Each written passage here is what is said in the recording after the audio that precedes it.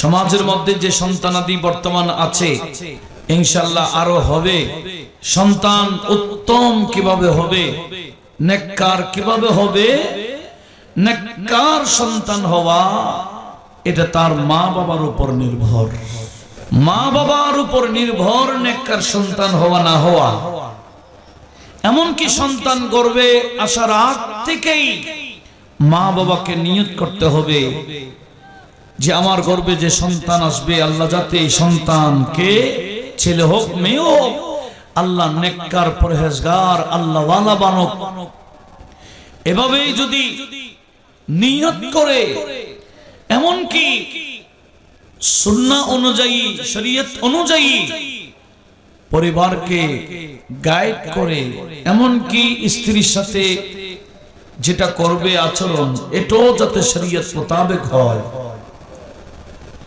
হালাল হারাম যাচাই করে, তখন নিয়ত করলে ওই মা বাবার মিলনের মাধ্যমে আমার আল্লাহ নেককার সন্তান দান করে। একটু জোরে বলুন না সুবহানাল্লাহ। সন্তান পবিত্র এবং নেককার হওয়ার জন্য বাবাকেও নেককার হওয়া চায়, মায়ের পেটকে পবিত্র রাখা চায়। কথা বলুন ঠিক কিনা? বাবা যদি হারাম খায়, হারাম ইনকাম করে এনে ঘরে খাওয়ায়, এই হারাম ইনকাম থেকে কি পবিত্র সন্তান আশা করা যায়? কখনো নয়। যে সমস্ত মা বাবা নামাজ পড়ে না, সেই বেনামাজি মা বাবার থেকে নেককার সন্তান আশা করা যায়? আমাকে যে বিষয়টা দিয়েছেন হয়তো আপনাদের শুনতে একটু খারাপ লাগবে, তবে এগুলোর নাম ওয়াজ। এগুলো যদি আমরা আমল করতে পারি, বাকি জীবন আমরা নিজেদের কামিয়াবির দরজায় আমরা পৌঁছাতে পারবো। আল্লাহ শুনে আমাদেরকে আমল করার তৌফিক দিক। একটু বড় আওয়াজে বলুন না আমিন।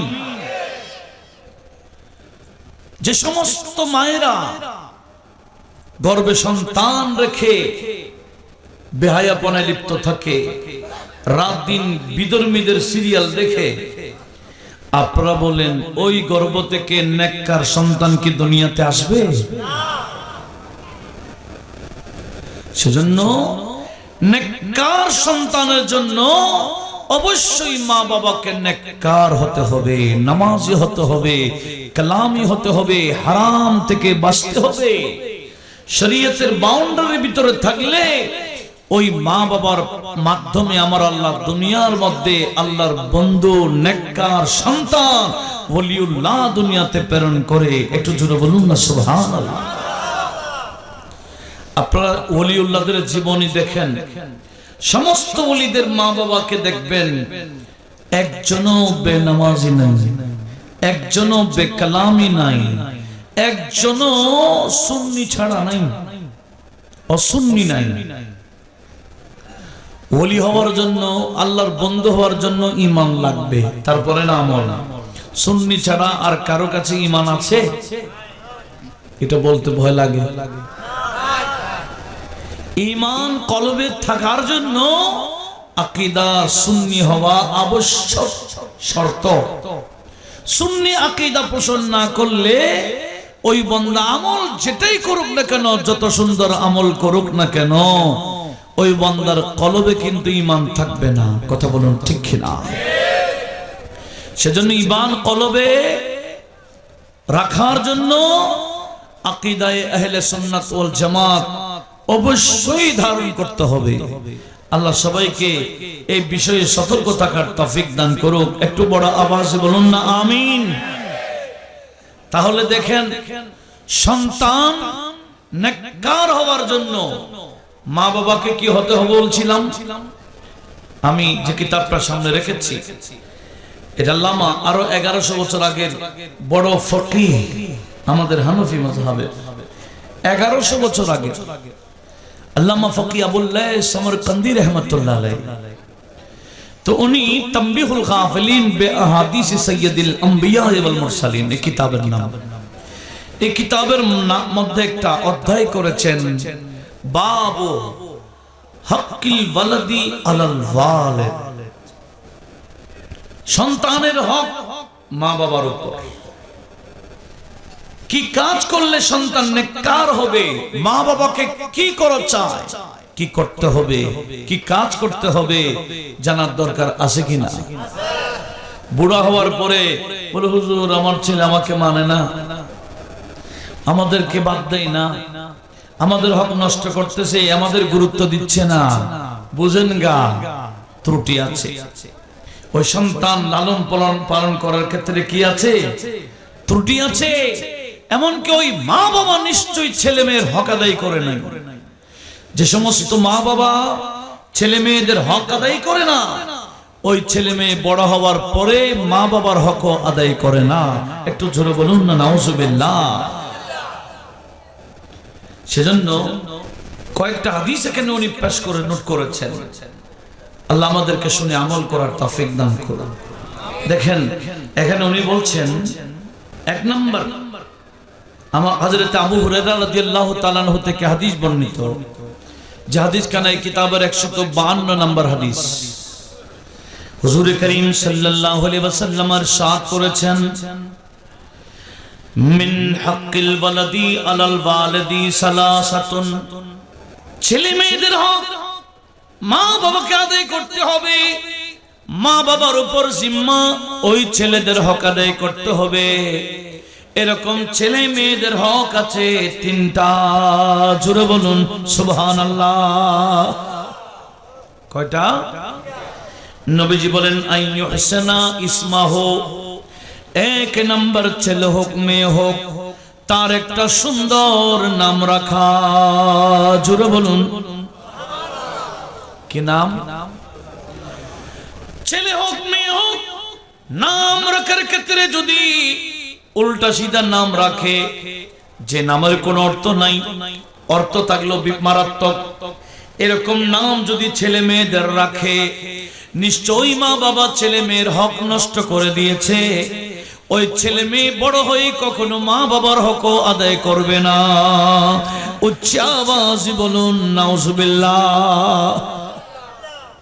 নবীজি বলেছেন কি ছেলে মেয়ের এক নম্বর হক কি? কি নাম? আইয়ু হাসানা, সুন্দর রাখা। এখন সুন্দর সুন্দর নাম সব সিএনজির পিছনে দেখা যায় না?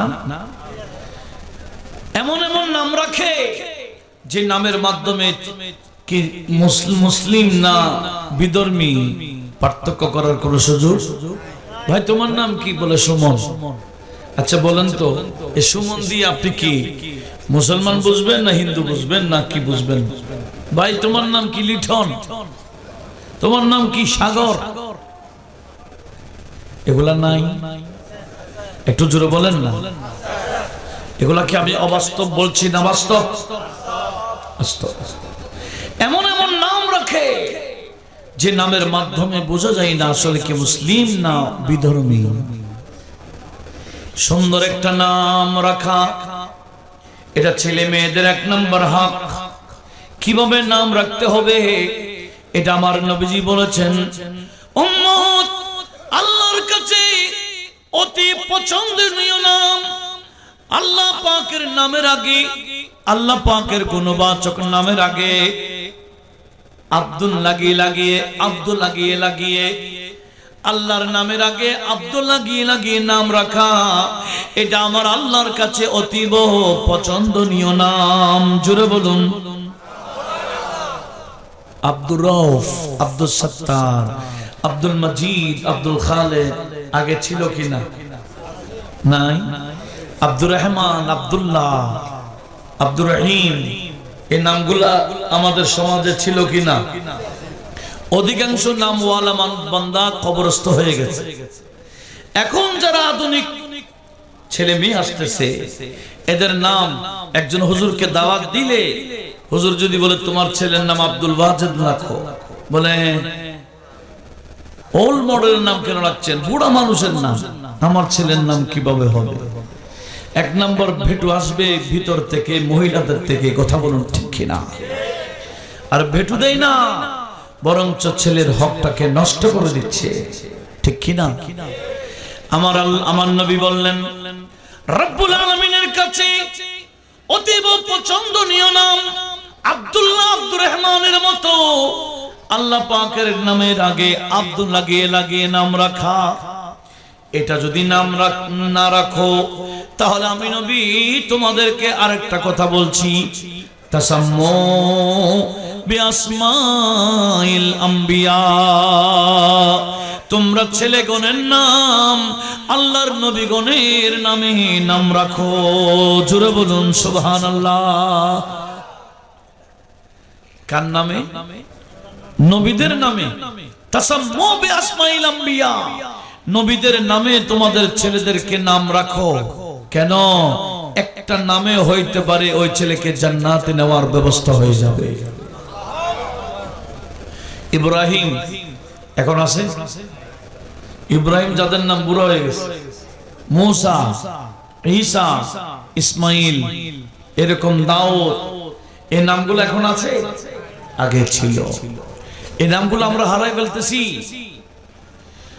অনেক সময় দেখবেন একটা নাম কিয়ামতের ময়দানে কিভাবে কাজে আসবে। কিছুক্ষণ আগে আল্লামা সেকান্দার হোসেন আল কাদেরী বলেছেন, একজন আলেমকে কিছু খেদমত করেছে, এক গ্লাস পানি দিয়েছে, উজুর পানির ব্যবস্থা করেছে, এতটুকুতে জান্নাত পেয়ে যাবে। কথা বলুন ঠিক কিনা?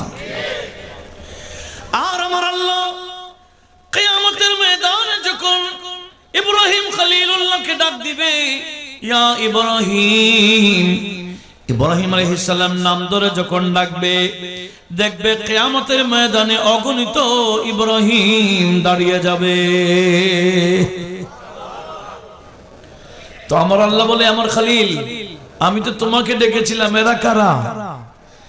উনি বলবেন, আল্লাহ এরা আমার মিতাই, আমার নামে নাম রাখছিল। আল্লাহ বলে, তোমার নামে নাম রাখছে? আমার বন্ধুর নামে নাম রেখেছে? আচ্ছা ঠিক আছে, আমি আপনাকে ইখতিয়ার দিলাম, এদেরকে নিয়ে আপনি জান্নাতে চলে যান। ইব্রাহিম আলাইহিস সালামের সাথে ওইটা নামের উসিলায় বরকতে জান্নাত পেয়ে যাবে। এরকম হযরত মূসা আলাইহিস সালামের নামে, ইসমাঈল আলাইহিস সালামের নামে, আমাদের নবীর নামে, এরকম যত নবী আছেন, নবীগণের নামে যদি নাম মিলে যায়, এটা কিয়ামতের ময়দানে পার হয়ে যাওয়ার বড় একটা মাধ্যম। আর এরকম নাম না রাখা মানে ওই ছেলে মেয়েদের হকটাকে নষ্ট করা, কিয়ামতের ময়দানে আটকায় ফেলার ব্যবস্থা করা। কথা বলুন ঠিক কিনা? এটা মা বাবা হক নষ্ট করে ছেলে মেয়েদের। এক নম্বর কি বলছিলাম? সুন্দর নাম। সুন্দর নাম শুধু ছেলেদের রাখতে হবে, মেয়েদের নাই? যেভাবে নবীগণের নাম আছে, আল্লাহর নেক মহিলাদেরও নাম আছে কিনা? নবীগণের বিবিদের নাম আছে, আমাদের নবীর স্ত্রীগণের নাম আছে, নবীর কন্যাগণের নাম আছে, বড় বড় আল্লাহর ওলিয়া যারা, ইনাদের নাম আছে। বর্তমানেও যদি মা বোনদের নাম এভাবে রাখা হয়, মরিয়ম বলে ডাক দিলে কিয়ামতের ময়দানে হযরতে মরিয়মকে ডাক দিলে হযরতে মরিয়মের সাথে যত নাম মিলে যাবে, একটা নামের উসিলায় ওই নারীগণ জান্নাত পেয়ে যাবে। জোরে বলুন সুবহানাল্লাহ। এরকম নবীজির স্ত্রী হযরত আয়েশার নামে রাখলে, নবীজির কন্যা মা ফাতেমাতুজ জাহরার নামে নাম রাখলে, খাদিজাতুল কুবরা রাদিয়াল্লাহু তাআলা আনহার নামে নাম রাখলে, এই নামগুলো কম বর্তমানে রাখে না। আধুনিক আধুনিক করে আমরা ইসলামকে বিদায় দিচ্ছি। কথা বলুন ঠিক কিনা? আল্লাহ পাক সুবহানাহু ওয়া তাআলা আমাদের সবাইকে এই বিষয়ে সতর্ক থাকার তৌফিক দিক। একটু বড় আওয়াজে বলুন না আমিন। তাহলে আজকে অন্তত ছেলে মেয়েদের হক কি এই মাহফিল থেকে শিকার দরকার আছে কিনা? এমন ভাবে শুনবেন যাতে অপরকে শোনাইতে পারেন। রাজি আছেন? না বসেন না, বসেন। চার একটা জানা একটু ধরে শিরক পড়েন। আল্লাহুম্মা সাল্লি আলা নবিয়িনা শাফি'না। এতগুলা মানুষ মাশাআল্লাহ, আওয়াজ হলে কলবে লাগতে হবে। দরুদ শরীফের আওয়াজ কোথায় লাগাইতে হবে? কলবে। দেখি কত আওয়াজে পড়তে পারেন। আল্লাহুম্মা সাল্লি আলা नबीना शफीअना वो हबीब किबरिया है रहमतुल लिल आलमीन वो हबीब किबरिया है रहमतुल लिल आलमीन लुत्फ फरमाते हैं सब पर ये है पहचाने रसूल अल्लाहुम्मा नबीना शफीअना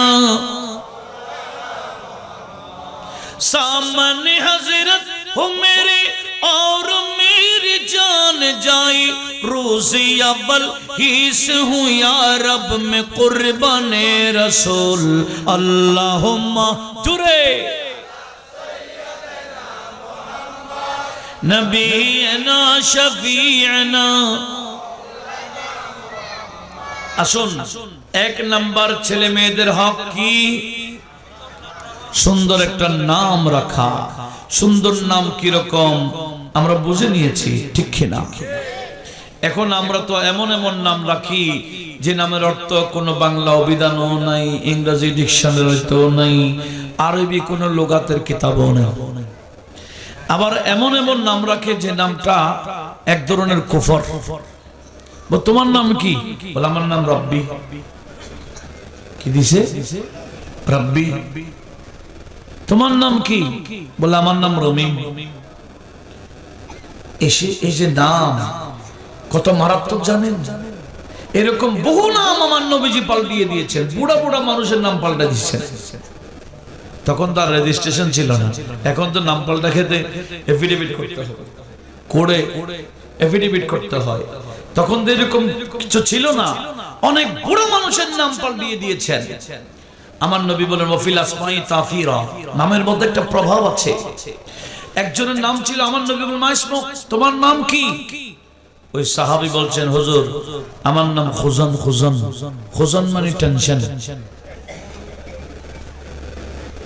কি টেনশন বুঝেন তো টেনশন কে আরবিতে কি বলে খুজান যেমন ওই ওলিদের ব্যাপার আল্লাহ বলেছেন কি আলা ইন্না আউলিয়া আল্লাহি লা খাউফুন আলাইহিম ওয়ালা হুম ইয়াহজানুন এটাই খুজান ইনাদের কোন টেনশন নাই আমার আল্লাহ এটাই বুঝাইছে লক্ষ্য করুন নবীজি বলে তোমার নাম কি বলে খুজান বলে না আমার নাম তো সুন্দর না আজ থেকে তোমার নাম সাহাল আমি তোমার নাম দিলাম সহজ সাহাল মানে সহজ তোমার জন্য যে কোনো কিছু সহজ হয়ে যাবে জান্নাতে যাওয়া সহজ ওই সাহাবী বলেন মানা বিমুখায়্যিরিন মা সাম্মানি আবাই আমার বাপ দাদা যে নাম রেখেছে ওই নাম আমি পাল্টাতে রাজি না হুজুর আমার বাপ দাদা রেখেছেন হুজুর নাম আমি এটা পাল্টাবো না পাল্টাই নাই তো যিনি হাদিসটা বর্ণনা করছেন উনি বলছেন উনি আমার দাদা ছিলেন যিনি নামটা পাল্টাই নাই উনি আবার কি আমি আমার দাদাকে দেখছিলাম গোটা জীবন টেনশনে ছিলেন আমার বাবার নামে আমার দাদার নামের কারণে আমার বাবাকেও দেখছি টেনশনে এখন আমিও টেনশনে আছি নামের মধ্যে একটা কি আছে প্রভাব আছে সেজন্য ভালো একজন আলেম থেকে জিজ্ঞেস করতে হয় এখন তো আলেমকে দাওয়াত দিবে হুজুর দোয়া করার জন্য হুজুর নাম সিলেক্টেড হয়ে গেছে আপনি শুধু দোয়া করবেন সিলেক্টেড কে করেছে বলে ভিতর থেকে করছে মহিলারা করছে এই কথা অবাস্তব না বাস্তব হুজুর রাজিটা নাম রাখে অর্থ দেখে নাম রাখবেন ওই নামের মধ্যে কোনো খারাপ বিষয় আছে কিনা সেটা দেখে রাখবেন কিন্তু এখন তো হুজুরদের কোনো পাত্তা এখন সব নিজে নিজে করে সেজন্য তো ধ্বংস হয়ে যাচ্ছে আর ধ্বংস না ছেলে মেয়েকে ধ্বংস করে দিচ্ছে আল্লাহ এ বিষয়ে আমাদের সবাইকে সতর্ক থাকার তৌফিক দান করুন তাহলে এক নম্বর কি সুন্দর একটা কি রাখা দ্বিতীয় নম্বর ওয়ায়ুআল্লিমাহুল কিতাব ছেলে হোক মেয়ে হোক তাকে কোরআনের তালিম দেওয়া এটা ছেলে মেয়েদের হক যে সমস্ত মা বাবা ছেলে মেয়েকে কোরআনের তালিম দেয় নাই এমনি বড় বড় শিক্ষিত করেছে, ডাক্তার বানাইলো, ইঞ্জিনিয়ার বানাইলো, প্রফেসর বানাইলো, এই বানাইলো সেই বানাইলো, কতই কিছু বানায় ফেললো, কিন্তু ছেলে মেয়েকে কোরআনের তালিম দেয় নাই। বুঝে নেন গা, ওই ছেলে শিক্ষিত হওয়ার পরে মা বাবাকে ঘরে রাখবে না, বৃদ্ধ আশ্রমে পাঠাই দেবে। এখন বৃদ্ধাশ্রমে পাঠাচ্ছে কারা? শিক্ষিতরা। কোন গরিব মা বাবাকে বৃদ্ধাশ্রমে পাঠায় কেন? বলে ওই শিক্ষিতর মা বাবারা তো এদেরকে শিক্ষিত বানাইছিল, কিন্তু কোরআন শিক্ষা দেয়নি। এই ছেলে মেয়ের হক নষ্ট করে ফেলেছে, যার কারণে ওই ছেলে মেয়ে বড় হওয়ার পরে মা বাবার হকও আদায় করছে না। একটু আওয়াজ দিয়ে বলুন না নাউজুবিল্লাহ। এবার বলুন ছেলে মেয়েদের হক 2 নম্বরটা কি? একটু জোরে বলেন না। কোরআন শিক্ষা এখনো গ্রামগঞ্জে আছে, টাউন বন্দরে একেবারে এক ধরনের উঠে গেছে বলে চললে। কেন? প্রতিযোগিতা চলছে কেজি স্কুলে ভর্তি করার, ঠিক না? মা, ছেলে মেয়ের মা ফজরের নামাজের জন্য ওঠে না, কিন্তু ওই ছেলে মেয়েকে কেজি স্কুলে পাঠাইতে হবে ভোরে ভোরে, ডিম ফুস করে দেওয়ার জন্য, টিফিন রেডি করে দেওয়ার জন্য। ওই মা বাবা ভোরে ভোরে উঠে গেছে, ছেলে মেয়েকে টিফিন রেডি করাই দিচ্ছে, কিন্তু ওই ছেলে মেয়ের জন্য উঠে গেল।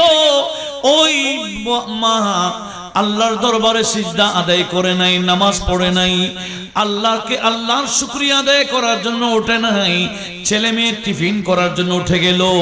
মনে রাখবেন, আপনি কষ্ট স্বীকার করে টিফিন রেডি করছেন ঘুম না গিয়ে, ওই ছেলে মেয়ে বড় হয়ে আপনাকে ঘর থেকে বের করে দেবে। কথা বলুন ঠিক কিনা?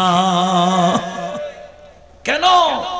আপনি কষ্ট করেছেন ঠিক তার জন্য, কিন্তু তার হকটা আদায় করেন নাই। তার 2 নম্বর হক হলো আপনি ইংরেজি শিখান, এই পাস করান, সেই পাস করান, ব্যারিস্টারি পাস করান, ডক্টর ডিগ্রি লাভ করাই দেন। হ্যাঁ, এটা ছেলে মেয়েদের জন্য অহংকার, মা বাবার অহংকার। তবে এগুলা 2 নম্বরে, 1 নম্বরে কোরআনটাকে শিক্ষা দিতেই হবে। কথা বলুন ঠিক কিনা? মুসলমানের এমন ঘর আছে টাউন বন্দরে দেখা যাবে, গোটা ঘর তালাশ করলে একটা কোরআন শরীফ নাই, একটা জায়নামাজ নাই, একটা তাসবিহ নাই। কেন? এদের সাথে এগুলোর কোনো সম্পর্ক। ঘর ঢুকলে সুকে ভরপুর করে রেখেছে বিভিন্ন ধরনের মূর্তি দিয়ে। এরকম বড় বড় পয়সাওয়ালাদের ঘর আছে কিনা বলেন? বড় আফসোস। আপনি ঘরে ঢুকলেই এটা যে মুসলমানের ঘর, এটা আপনি কখনো বুঝতেই পারবেন না, কোন নিশান নাই মুসলমানের। তো এই মুসলমান ডাক্তারের কাছে না দূরে, ঘন ঘন হাসপাতাল না হয়ে, মুড়ে মুড়ে ফার্মেসি না হয়ে কোথায় যাবে? আমার আল্লাহ বলে, কোরআন এটা তো আমি নাযিল করেছি তোমাদের জন্য রহমত এবং ওষুধ হিসেবে, তোমরা তো আমার ওষুধ নাও নাই, সেজন্য মুড়ে মুড়ে ডিসপেন্সারি ফার্মেসি চলছে। কথা বলুন ঠিক কিনা? আমরা ছোটকালে এত ফার্মেসি দেখেছি, এখন তুই ফার্মেসির ব্যবসা কম না বেশি? যেখানে দেই এই ফার্মেসি ব্যবসার মধ্যে নাকি গুঞ্জাইশ বেশি, ঠিক কিনা? আপনি একটা স্লিপ ধরে দিলেন, কত ধুমধুম মারে দিছে, 10 টাকার ওষুধ যদি 50 টাকা, ওটাই ক্যালকুলেটরের মধ্যে আপনি দিয়ে দিচ্ছেন। কথা বলুন ঠিক কিনা? এভাবে ফার্মেসি হচ্ছে, হাসপাতাল হচ্ছে। যতই হাসপাতাল হয় না কেন, সিট নাই, খালি নাই। কেন? আল্লাহ বলে, আমার এই ওষুধ বন্ধ করে দিয়েছে কেন? এক সময় ফজরের নামাজের পরে গোটা এলাকার মধ্যে ঘরে ঘরে গুনগুন গুনগুন কোরআনের তেলাওয়াত শোনা যেত। বাচ্চারা বুকে কোরআন নিয়ে মক্তবে চলে যেত। কিন্তু এখন আস্তে আস্তে পরিবেশটা বন্ধ হয়ে যাচ্ছে। মুসলমানের ঘরে ফজরের নামাজও নাই, কোরআন তেলাওয়াতও নাই, ওই বুকে কোরআন নিয়ে বক্তব্য নাই, কারণ ওই ছেলে মেয়েদেরকে মা বাবা সুন্দর করে ড্রেস পরিধান করে কেজি স্কুলে পাঠাই দিচ্ছে। উচ্চ আওয়াজে বলুন নাউজুবিল্লাহ। হ্যাঁ, কেজি স্কুলে পড়া তো কেজি স্কুলের টাইমটা ভুরে ভুরে হওয়ার কি প্রয়োজন? ওটা তো মক্তবের টাইম। এটা ইহুদি নাসারার বড় ষড়যন্ত্র। এরা বলছে মুসলমানের বাচ্চারা ফজরের নামাজের পরে কোরআন পড়ে। আমরা এমন একটা স্কুল খুলে দেব যাতে স্কুলের নাম নিয়ে যাতে কোরআনটা বন্ধ হয়ে যায়। এই ইহুদি নাসারা বেদিনী ষড়যন্ত্রে আমরা শিকার হয়ে গেছি। কোরআনটাকে আমরা বন্ধ করে দিয়েছি। ইংরেজি শিখাইবার জন্য হাজার হাজার টাকা বাজেট আছে, কিন্তু কোরআন শিখাইবার জন্য 500 টাকাও বাজেট। এত সুন্দর করে এত হাজার হাজার টাকা খরচ করে যে ভাষা আপনি শিখলেন, কবরে যাওয়ার পরে ভাষাটা চলবে? চলবে মনে হয়? চলবে কিয়ামতে? আমার নবী বলেন, কবরে যাওয়ার পর থেকে দুনিয়ার সমস্ত ভাষা অফ, আরবি শুরু হয়ে যাবে। এমনকি নবীজি বলেন, ইউনাদিল কবরু ফিল ইয়াউমি সালাস মাররা। উম্মত, তুমি যে কবরে যাইবা, আমার মা বোনরা যে কবরস্থানে যাবে, ওই কবর নাকি আমাদেরকে ডেলি 3 বার ডাকে। কবরস্থান দিয়ে আমরা যাই কিনা? এই ওয়াজ আপনাদের খারাপ লাগে বুঝি? বেশি খারাপ লাগে? একটু খেয়াল করুন। আমলের নিয়তে শুনবেন, আমল করার সুযোগ দিবেন কে? কি নিয়তে? এখন তো ওয়াজের নিয়ত খারাপ। মানুষ বিরাট বিরাট বান্ডিল দিয়ে ওয়াজ ভাড়া দিয়ে আনে। কেন? বলে মুখে দাওয়াত দিলে মানুষ জমে যাবে, তাহলে উদ্দেশ্য হাসিল হয়ে যাবে, মানুষ জমে যাবে, একটা সওয়াবও পাবে না, একটা সওয়াবও পাবে না। যারা যে নিয়তে কাজ করে ওই উদ্দেশ্যটা হাসিল হবে, সওয়াব পাবে না। সেজন্য ওয়াজ এর বিষয়টা যারা ব্যবস্থাপক, যারা শ্রোতা, যারা বক্তা, এই 3 প্রকার মানুষের নিয়ত সহি হলে ওই ওয়াজের মধ্যে প্রভাব বিস্তার হয়। ওই ওয়াজের মাধ্যমে মানুষের ব্যক্তিগত জীবন, সমাজ জীবন পরিবর্তন হয়। কথা বলুন ঠিক কিনা? এখন তো আমাদের ওয়াজের নিয়ত খারাপ, শ্রোতার নিয়ত বলে আগে একটু বসি, ভালো লাগে না, টুনটান নাচ টাচ পরে নিয়ে চিল্লানি কিনে দেখি, যদি চিল্লা না চিল্লাই, নাচ শরীফ না পড়ে, আস্তে আস্তে ওটা শুরু কর। কথা বলুন ঠিক কিনা?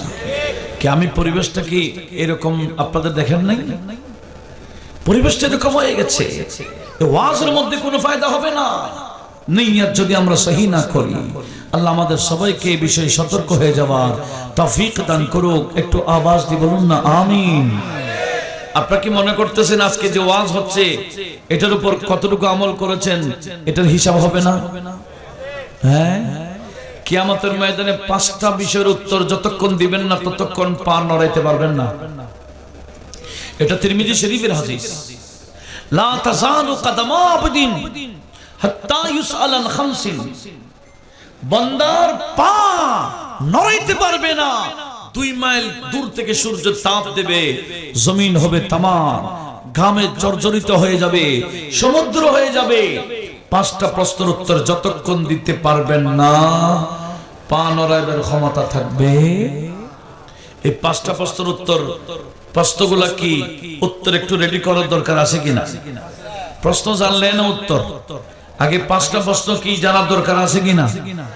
না জানতে রাজি নাই? রাজি আছেন? আচ্ছা, 1 নম্বর আন উমরিহি ফীমা আফনাহু। আল্লাহ যে আমাদের একটা হায়াতের বাজেট দিয়েছেন, এই হায়াত কিভাবে অতিক্রম করেছি, রাত কিভাবে কাটাইলাম, দিন কিভাবে কাটাইলাম, হায়াতের বাজেট কিভাবে অতিক্রম ও অতিবাহিত করেছিলাম, এটার হিসাব সেদিন কিয়ামতের ময়দানে দিতে হবে। জোরে বলুন। আমি তো মনে করছি বাস রাত একটা গেছে গা, না, কিভাবে কাটাইছি হিসাব দিতে হবে। দিন একটা গেছে গা, হিসাব দিতে হবে। 2021 গেছে গা, হিসাব দিতে হবে।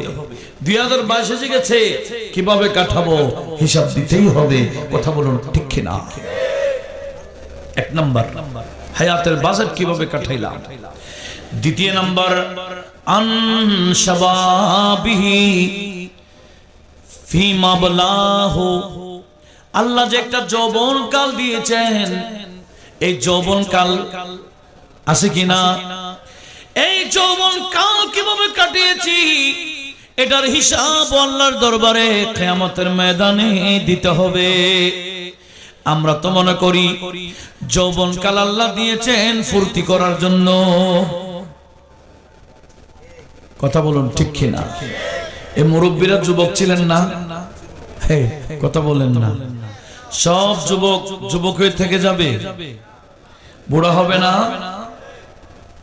তো আমার নবী বলেন তোমার যৌবনটাকে গুরুত্ব দাও। শাবাবাকা আন হারাম কাবলা আন হারামিকা, তোমার এই যৌবন কালকে গুরুত্ব দাও। যৌবনতা চলে যাওয়ার আগে আগে। যৌবন কাল আছে কিনা? স্থায়ী? হ্যাঁ, কয় দিনের? এক কবি বলে জিন্দেগানি जिंदगानी जिंदगानी जवानी भी दो दिन की है, जिंदगानी जवानी भी दो दिन की है, अल्लाह अल्लाह करो। সবাই বলে একসাথে পড়েন না, মজা লাগবে আর কি, এটা দিলের খোরাক ঠিক কিনা? जिंदगानी जवानी भी दो दिन की है, जिंदगानी जवानी भी दो दिन की है, अल्लाह अल्लाह करो।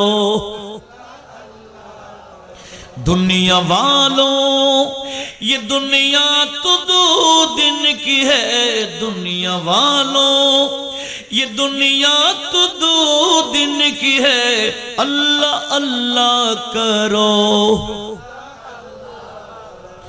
रहता है अल्लाह ताला हर मोमिनों के दिल में, रहते हैं खुद नबी जी हर मोमिनों के दिल में, रहते हैं गौसे आजम हर मोमिनों के दिल में, रहते हैं ख्वाजा आजम हर मोमिनों के दिल में, रहते हैं ख्वाजा आजम हर मोमिनों के दिल में, रहते हैं पीर मुर्शिद हर मोमिनों के दिल में, रहते हैं पीर मुर्शिद हर मोमिनों के दिल में। इसलिए दिल किसी का न तोड़ा करो, इसलिए दिल किसी का न तोड़ा करो, अल्लाह अल्लाह करो। दुनिया वालों ये दुनिया तो दो दिन की है, दुनिया वालों ये दुनिया तो दो दिन की है, अल्लाह अल्लाह करो। जिंदगानी जवानी भी दो दिन की है, जिंदगानी जवानी भी दो दिन की है, अल्लाह अल्लाह करो। जवानी কয় দিনের? এ কিছুদিন ফুর্তি। আমার আল্লাহ বলে না দুনিয়াতে ফুর্তি করার জন্য যৌবনতা দিই নাই, এই যৌবন কালকে আমি তোমার পরীক্ষার জন্য দিয়েছি। এটা কি তুমি নাফরমানিতে কাটিয়েছো না আমি আল্লাহর ইবাদতে কাটিয়েছো? অধিকাংশ ওলিউল্লাহর জীবন খুলে দেখেন, অধিকাংশ ওলিউল্লাহদের জীবন খুলে দেখেন গা, ওনারা যৌবন কালটা পার দিয়েই বিয়ে করেছে। কিভাবে? ও যৌবন কালটা আল্লাহর ইবাদতে কাটাই দিয়েছেন, এরপরে বিয়ে করেছেন বংশের বিস্তারের জন্য। একটু আওয়াজ দিয়ে বলুন না সুবহানাল্লাহ। ও যৌবন কালটা কাটিয়ে দিয়েছেন কার ইবাদতে? শাব নশা ফি ইবাদাতিল্লাহ। আমার নবীজি বলেন যে সমস্ত যুবক তার যৌবনকালকে আল্লাহর ইবাদতে কাটাই, কিয়ামতের ময়দানে নাকি আমার আল্লাহর আরশের নিচে তাকে স্থান দান করবেন। আর একটু জোরে বলুন। এখন তো যুবক ভাইদেরকে দেখা যায় এরকম সাউন্ড সিস্টেম ফিটিং করে ফি কাফে, কোথায় ফি কাফে আর তুরফুলের মতো ফালাই রোডে রোডে, দেখেন নাই মনে হয় আপনারা? হ্যাঁ, অনেক আছে এরকম। এরা মনে করছে যৌবন কালটা আল্লাহ এই কাজগুলা করার জন্য ডিজেতে লাফায় নারী পুরুষ, এটার হিসাব আল্লাহর দরবারে দিতেই হবে। কথা বলুন ঠিক কিনা? কয়টা গেছে? পাঁচটার মধ্যে দুইটা গেছে, একটা জীবন আর একটা যৌবন। কয়টা গেল? তৃতীয় নম্বর, ওয়ান মালিহি মিন আইনা ইকতাসাবাহু। সেই বান্দা মাল অর্জন করেছে, মাল কোত্থেকে অর্জন করেছে, কিভাবে অর্জন করেছে? দুনিয়ার দুদককে হিসাব দিয়ে ফেলতেছে। দুদকের মধ্যে কি হিসাব দিয়ে ফেলতেছে, কিন্তু আমার আল্লাহর দরবারে হিসাব কি দুদকের মতো? দুদকের মধ্যে বিকাশ নম্বর আছে কিনা? অনলাইন নাই, বিকাশ নম্বর যদি পাঠাই দিই দুদকে বলে ঠিক আছে আমি ঠিক করে দিচ্ছি। দুদকের দুর্নীতি চলে কিনা? চলে। রক্ষা করুন। কি বলতে চাচ্ছিলাম, আল্লাহ আমার নবী বলেন, এই যে মাল অর্জন করেছেন, কিভাবে অর্জন করেছেন, কিয়ামতের ময়দানে আল্লাহর দরবারে হিসাব দিতে হবে। 3 নম্বর গেছে। 4 নম্বর, ফিমান ফাকাহু, মাল কোথায় কোথায় বিয়ে করেছেন, কোন কোন কাজে মাল খরচ করেছেন, এটার হিসাবও আল্লাহর দরবারে দিতে হবে। জোরে বলুন। আজকের মাহফিলের জন্য যারা টাকা দিয়েছেন,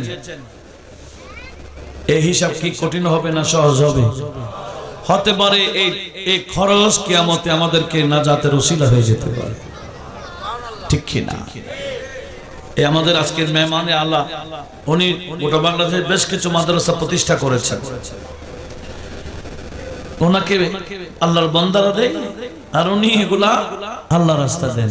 একটু জোরে বলুন মারহাবা। এভাবেই যদি বান্দারা গোটা আল্লাহর ওলিদের, আল্লাহর বান্দাদের জীবন খুলে দেখেন গা, দুনিয়ার মাল সম্পদের গুরুত্ব ওনাদের কাছে ছিল না। বান্দারা দিল হাদিয়ে তোহফা, এনারা পকেটে ভালো করে রাখতেন না, আল্লাহ রাস্তায় দান করে দিতেন, ঠিক কি না? এরকম একদিন হুজুর গৌসুল আজম জিলানী সফরে যাচ্ছেন। কোথায়? সফরে।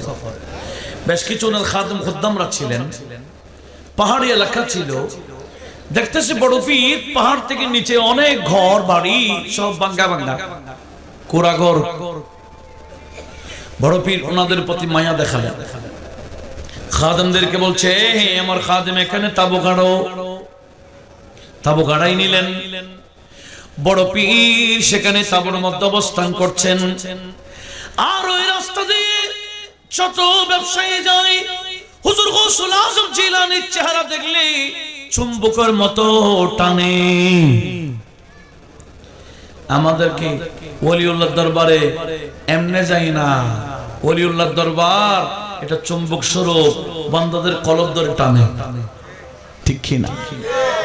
যারা টানা খায়, যাদের কলব টান দেয়, ওনারা থাকতে পারে না, তারা তাদের জিয়ারত করার জন্য অস্থির হয়ে যায়, ঠিক কি না? অনেক বান্দা যায় না কেন? এদের টানটুন নাই, বলেন না, চম্বুক নাই। ইমান থাকলে না, ইমানের চম্বুক ধরবে, ঠিক কি না? বেঈমানের সাথে চম্বুক হবে। দেখেন অনেকে আজমির শরীফ গণ গণ জায়গা, আরে গণ গণ যায় যে না, টানে যে জানা और है बुलाना और है, ঠিক কি না? নিজে যাওয়া একটা বিষয়, ডাক দেওয়া আরেকটা বিষয়। बोलते अजमीर फरिश्तों के उतरने की जगह है, खुदा दे तौफीक वहां मरने की जगह है। समझ लो अजमीर वो जाते हैं जिन्हें ख्वाजा बुलाते हैं, ठीक है ना? ওলিউল্লাহর দরবারে এমনি যাই না, বুলওয়া আসলে, আহ্বান আসলে ডাকে, টান দিলে চলে যায়। একটু আওয়াজ দিয়ে বলুন না সুবহানাল্লাহ। একটু লক্ষ্য করুন কি বলতে চেয়েছিলাম। হুজুর গৌসে পাকের চেহারা দেখলে বণিকরা যাইতে পারে না। হুজুর গৌসুল আজমের চেহারা দেখে অবাক হয়ে যায়, দরবারে যাই, ওনাদের হাদিয়া তোহবা বড় পীরের সামনে পেশ করে। এভাবে যতই বণিক ব্যবসায়ী যাই, একজনও এরকম এমনি যাইতে পারে নাই। সবাই গৌসে পাকের সোহবত নিলেন। এমনকি যাওয়ার সময় বড় অঙ্কের, বড় মাপের হাদিয়া তোহফা নিয়ে চলে যাইতো। এইভাবে বড় পীর এক সপ্তাহ যখন অবস্থান করলেন, দেখলেন হাদিয়া তোহফার স্তূপ হয়ে যায়। উচ্চ আওয়াজে বলুন সুবহানাল্লাহ। এক সপ্তাহের মধ্যে হাদিয়ার কি হয়ে গেছে? বীরের পাহাড়ের মতো হয়ে গেছে। হুজুর গৌসুল আজম জিলানী এক সপ্তাহ পর বলে তাবুক ভাঙ্গো। বলে হুজুর কেন? বলে আমার উদ্দেশ্য সাকসেস, আমি পাইয়ে গেছি। বলে এখন কাজ কি? বলো ওই যে বাঙ্গা গরুওয়ালা সবাইকে ডাকো, প্রতিটা ঘর থেকে এক একজন প্রতিনিধি আসতে বলো, আমি এখানে অবস্থান করেছি তাদের জন্য। একটু বলবেন না সুবহানাল্লাহ। ওই ভাঙ্গা গরু, কুড়া গরুওয়ালা সবাই যখন এসে লাইন ধরলেন, আমার বড় পীর অল্প অল্প তাদেরকে দিলেন না, এক একজনকে বড় বড় হাদিয়া দিয়ে দিলেন, একেবারে পয়সাওয়ালা বানাই দিলেন। সমস্ত গরিব কি মুহূর্তের মধ্যে পয়সাওয়ালা বানাই দিয়ে সব বন্টন করে দিয়ে বড় পীর বলছেন, এই আমার খাদেমরা, আজকে আমার এক সপ্তাহ এই জায়গায় অবস্থান করা সার্থক হয়েছে। আমার উদ্দেশ্য আমার আল্লাহ যথাযথ পূরণ করেছে। এদের হাজত মিটাই দেওয়া আমার উদ্দেশ্য ছিল। উচ্চ আওয়াজে বলুন সুবহানাল্লাহ। এখন তো বিভিন্ন দরবার বলেন, তরিকতের বিষয় বলেন, সব টাকার উপরে গেছে। রুহানিয়ত কষ্ট পাচ্ছেন মনে হয়। বাস্তবতা তুলে ধরতেছি। যেখানে দুনিয়াবি টাকা এসে গেলে, মাল এসে গেছে, সেখানে আর রুহানিয়ত বিদায় নিয়ে গেছে। সেখানে আর কামালিয়ত নাই, এটা ফুলুসিয়ত এসে গেছে। ঠিক কি না? আল্লাহ আমাদের সবাইকে বিষয়ে সতর্ক থাকার তৌফিক দান করুক। একটু বড় আওয়াজে বলুন না আমিন। তাহলে কোথায় কোথায় ব্যয় করেছেন এটার হিসাবও দিতে হবে। কয়টা গেছে? 4টা। আবার বলুন। 1 নম্বর জীবন, 2 নম্বর যৌবন, 3 নম্বর কিভাবে অর্জন করেছেন, 4 নম্বর কিভাবে ব্যয় করেছেন। এবার 5 নম্বর যেটা আজকের ওয়াজের কথাটা আমি বলছিলাম, ওয়ান ইলমিহি ফীমা আমিলা। আমার নবী বললেন, ওই কিয়ামতের ময়দানে বান্দাকে আমলের ইলমের ব্যাপার জিজ্ঞেস করবে। বান্দা তুমি তো ইলম অর্জন করেছিলা, না জানছিলা, জানার জন্য ওয়াজে গেছিলা, তোমার ইলম অর্জন হয়ে গেছে।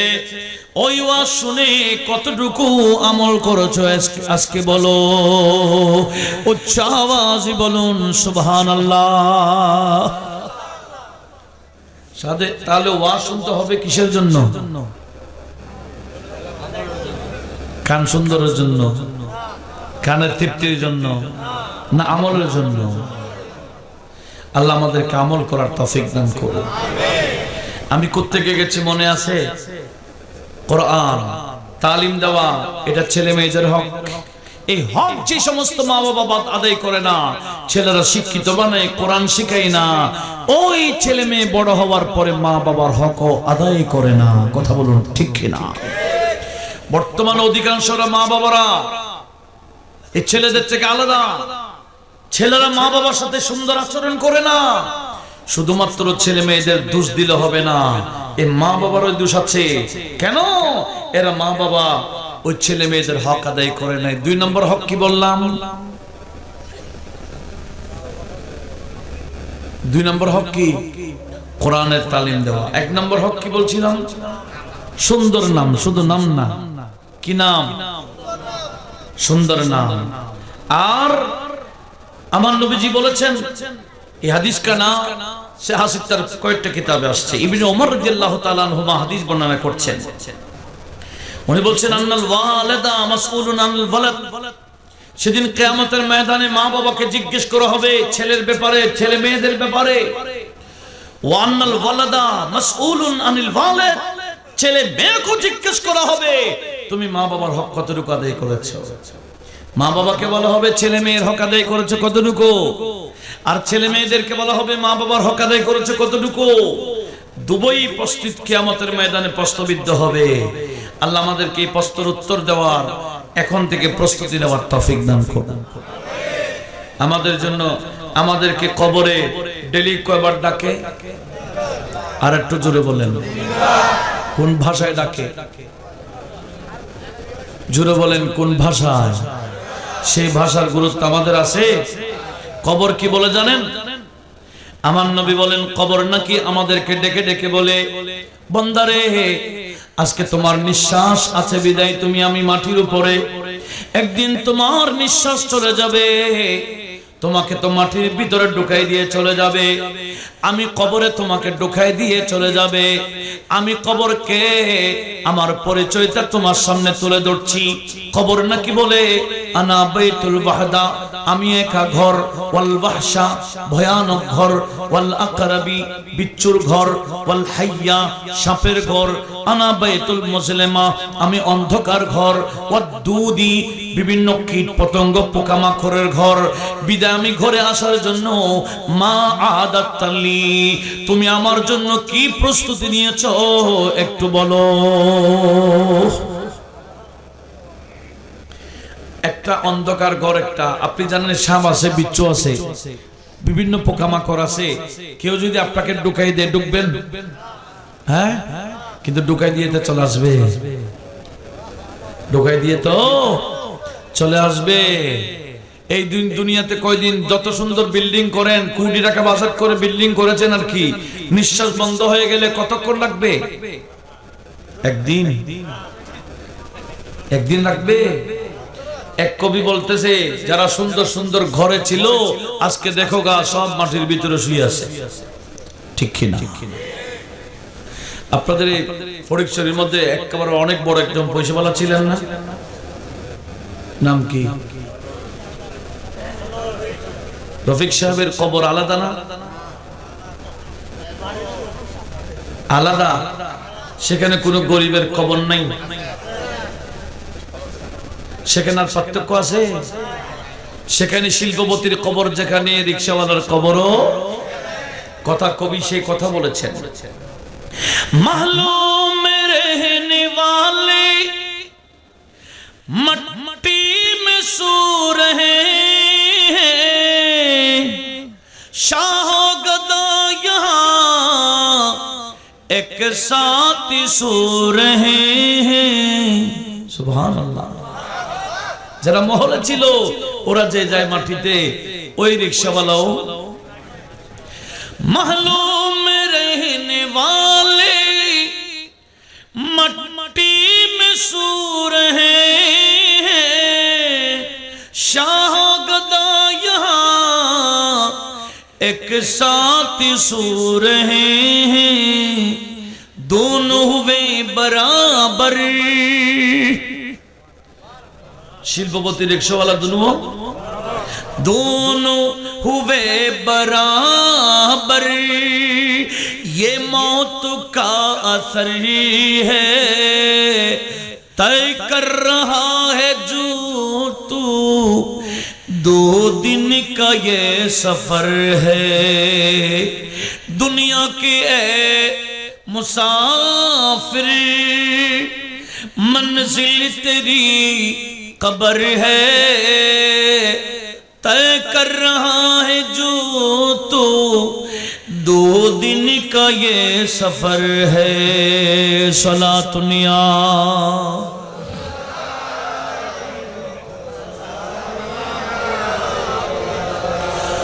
आंखों से तूने अपनी कितने जनाजे देखे। কবি বলে তোমার চোখ দিয়ে কতটা জানাজা দেখলাম, একটু বলো তো। ছোটকাল থেকে এই পর্যন্ত কয়টা জানাজা দেখছেন হিসাব আছে? হ্যাঁ,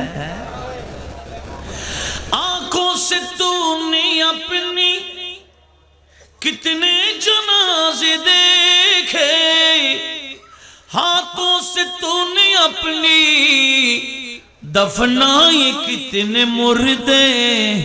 सुबहानाल्लाह, কত লাশ কবরে ঢুকাইছেন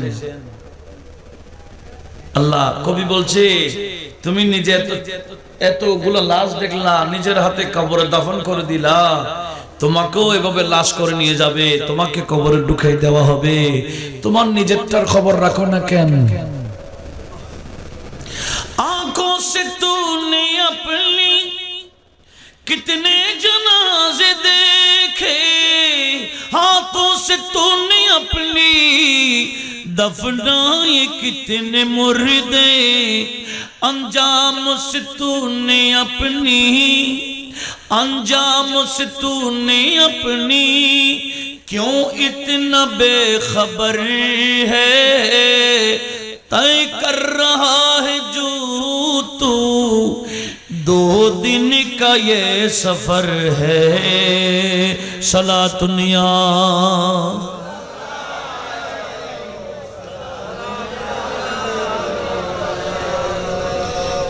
এই মাহফিলগুলো দেওয়া হয় কেন? সে কবরের একটু প্রস্তুতিটা যাতে হয়ে যায় নাকি দুনিয়াবি কোনো মকসদে? আমাদের জীবনের মধ্যে ত্রুটি আছে, ভুল আছে, ওয়াজের মাধ্যমে আমরা এগুলোকে সংশোধন করতে হবে।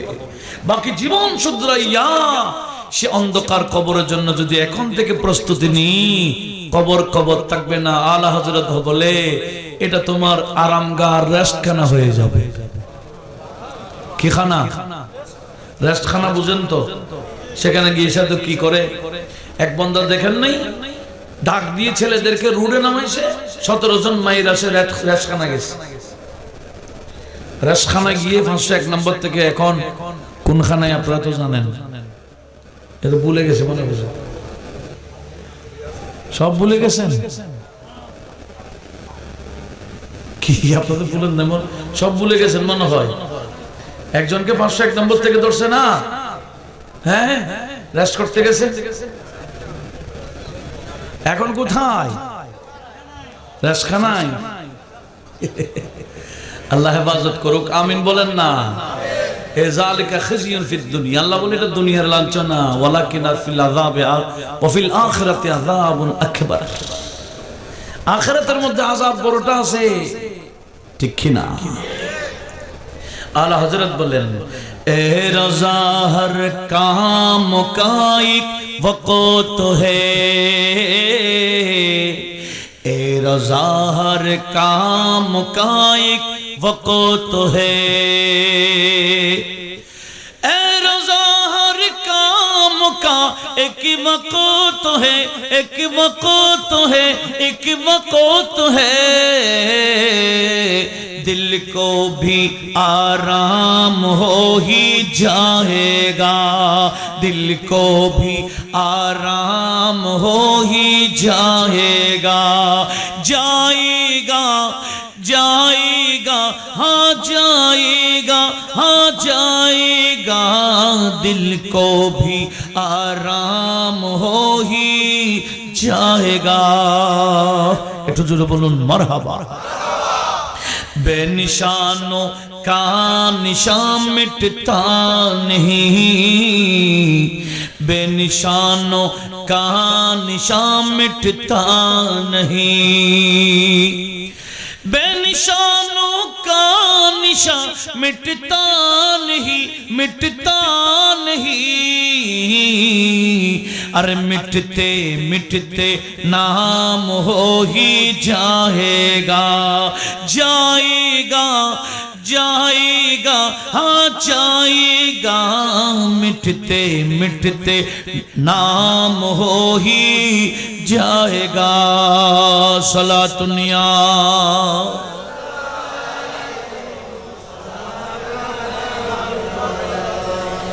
আমি যে হাদিসটা শুরু করছিলাম মাত্র 2টা গেছে, আরেকটা আছে।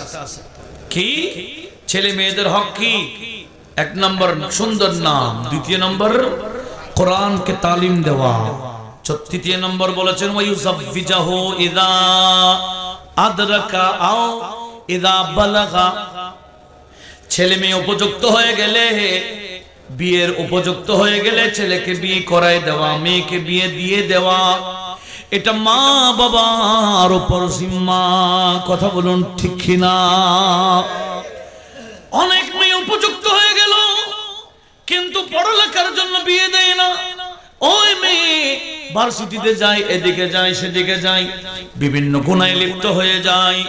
এই মেয়ের গুনাহের গুনাহগুলা ওই মা বাবার জিম্মায় উঠে যাবে। উচ্চ আওয়াজে বলুন নাউজুবিল্লাহ। বলে না আমার মেয়ে পড়ুক, এখন বিয়ে দিব না। তখন মেয়ে ভার্সিটিতে গিয়ে আরেকজনের সাথে কত খারাপ কাজ করে, এগুলো সব গুনাহ কার উপর? কেন?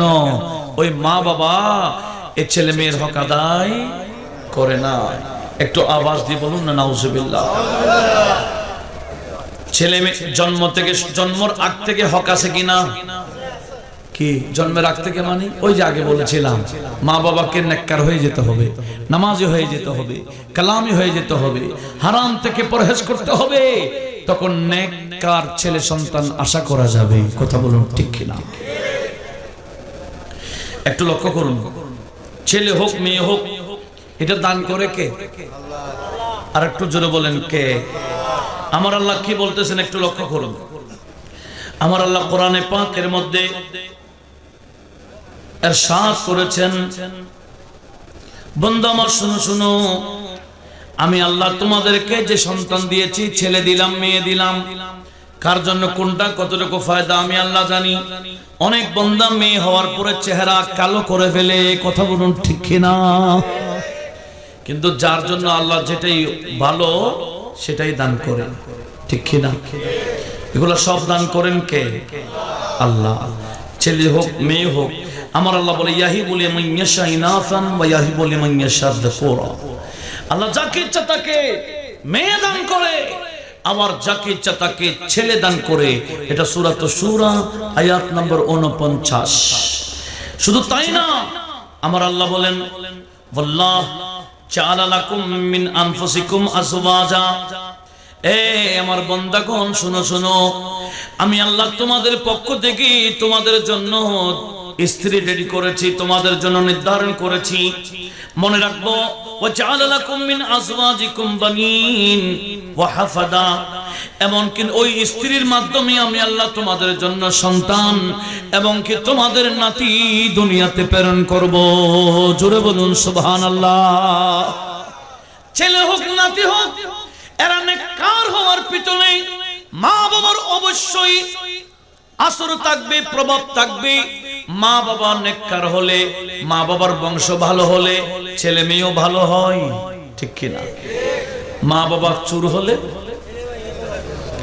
মা বাবার ধরেন জন্মের মধ্যে শুধু স্ত্রী বলে আমি এটা আমার স্ত্রী, আমি সহবাস করতে পারবো যখন ইচ্ছা তখন, বলে না, যখন ইচ্ছা তখন পারতে পারবেন না। আমাদের মা বোনদের মাসে মাসে পিরিয়ড চলে, ওই পিরিয়ড চলাকালীন যদি সহবাস করে, ওই সময় যদি কোনো বাচ্চা কনসিভ করে ফেলে তাহলে মারাত্মক।